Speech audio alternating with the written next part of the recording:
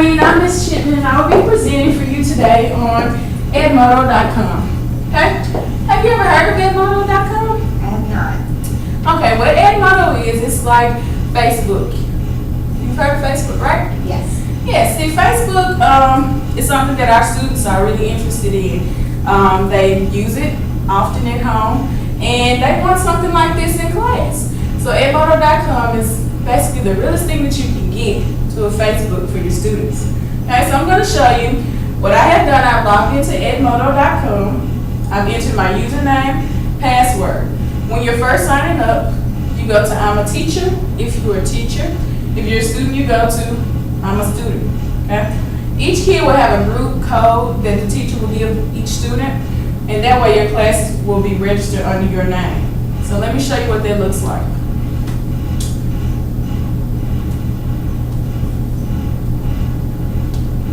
Alright, when you first enter the page, it looks exactly like a Facebook page. You have a wall, you have a Facebook profile picture, and a lot of the kids like using this feature because they can actually load their own pictures up. Okay? Underneath the calendar, if you click on calendar, you can see what assignments that I have due in my class. So they have a quiz on vocabulary, they have a powers and exponents assignment, so all they have to do is double click on that assignment. And as a teacher, you see how many students turned it in. So I see the 18 students turned in my homework assignment. I see the homework assignment. If you want to see it, all you do is press view, and this is the homework assignment. Okay? The kids can save it and attach it back to you, and then you send them a grade. You know, just like in college, you send them a grade, and they'll have a grade book section on their page where they can keep account of the grades they're making in your class. Okay, so that's the calendar feature. For my class, I have them set up as second, fourth, fifth, sixth, and seventh period. Now, for each one of these, I can just go and look at and see what kind of work is due for second period, fourth, fifth, sixth, and seventh, so you can assign different assignments if necessary. Under the grades tab, this will keep a running account of all of your students' grades. So for my second period grades, this child is the only child that's turned in her homework so far that I just assigned. And you can search it for the students that have turned in their assignments only. You can scroll down and you can see when you have something that needs to be graded, it says turned in, okay? So you just click that, you press see work, so you can see exactly what it was, enter a grade, and then send it right back to the child, okay? So this is getting them ready for college, and this is how most of their professors will send back grades to them, okay? Underneath the home tab, the students are able to write on the wall, but they cannot direct message any student, so this prevents cyberbullying. If they click on the assignments tab over to the left, they're able to see any assignments that is due. As a teacher, you can link their math books or their science books, language books, and you just go to library. And under the library tab here, I have linked their math book that's online. I have linked free math games. You can link Stanford Math, Brain Pop, Discovery Ed, any of those websites that you have your students do work on. You can link them under the library tab, so they always have their books online. They always have enrichment games to play online as well. Under the account feature is where you will do all of your changing the passwords if you need to change it, or you will change your profile picture. So you just go to settings. And here I have a picture of myself, but if you don't want your students to have pictures of themselves, you can just use one of these pictures here. Okay? And there are plenty of different pictures that each student can select. So if you don't want them to have a picture up, and I just tell them to take face shots if they're going to put any kind of picture up here. Now, a cool thing that feature that Edmodo has is you can link all of this to your cell phones. So if the students have a cell phone, they can simply go to notifications, change it to text message. You enter your phone number, your cell phone provider, if they have Cricket, T-Mobile, AT&T, whatever it is, find it here, and then you just check what you want coming to your phones.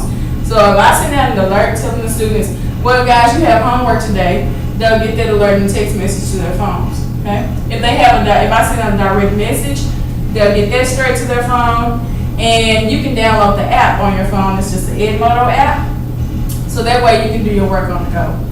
So a lot of kids that are in sports or they miss days, they can just go online to Edmodo, check the calendar and see what they missed. So it's a good tool to keep up with assignments that students have missed. As a teacher, you also have a setting feature where you can. So when you message them on their phones, what number shows up? No number shows up. It's just a alert that comes out just a text message alert that comes out to their phone. No number will show up. It's just like a email. Okay. So mine is edmodo.com/Chipman. So that's what shows up, just an email. The students never see them. Students never see your number. Okay? Because you're doing it from the computer anyway, or from your phone. I have the app on my phone, and they don't get my number. No way. No way.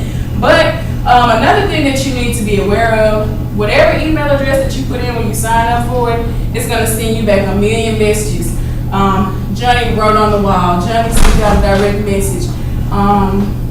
Mr. Newsom sent out an alert to the class. Okay, that's what this is going to do. This is going to just pop up showing you what every child is doing at all times. So whatever email you use, that's what's going to happen. Okay. Let's see what else we have. Now, you'll have a notification block that's going to be yellow. It's going to show you how many students turned in the work, how many quizzes were submitted, if you have any new alerts, how many assignment comments, how many kids you have in the group. So right now I have 104 students that have signed up for Edmodo, okay? They sign themselves up, you sign them up. They sign themselves up. Wow. So in the beginning, everything looks just like Facebook. All the students can write on the wall. When you want to load an assignment, you just press load assignment. You find what you want to load. Okay, first you pick what you want to load. You give it a title. So if you're doing maps or whatever map skills, you can title the map skills. Put in the description of the assignment. You press this button to find a due date. So if you want to do September 2nd, a big project, you can attach the file by clicking on attach file. Find whatever assignment you gave them. Let's just say it's this bill work, KWL chart. Press open, the assignment goes here. Okay. Now, when you press send, whoever you want to send it to, like I have mine listed as like second period, third period, fourth period, I just press that, whatever class I want to send it to, and it goes to all of those students. How they respond to it? They respond to it just like Facebook. So you see how their account, this tab is here? This is one assignment. So they press submit assignment, they do the work, they attach it back, and they send it to me. And I grade it, and they have a grades tab where they can see all of their grades online. Okay? Damn. Any Now, questions? stuff on there? Who? They turn into work? Yeah, they turn in the work, and as a teacher, yours will come straight to you under, let's see, this is second period. So their assignments, these are assignments that should have turned in already. So like this child, I already graded hers and sent it back to her. And you just press see work. So this is her work. She attached it back.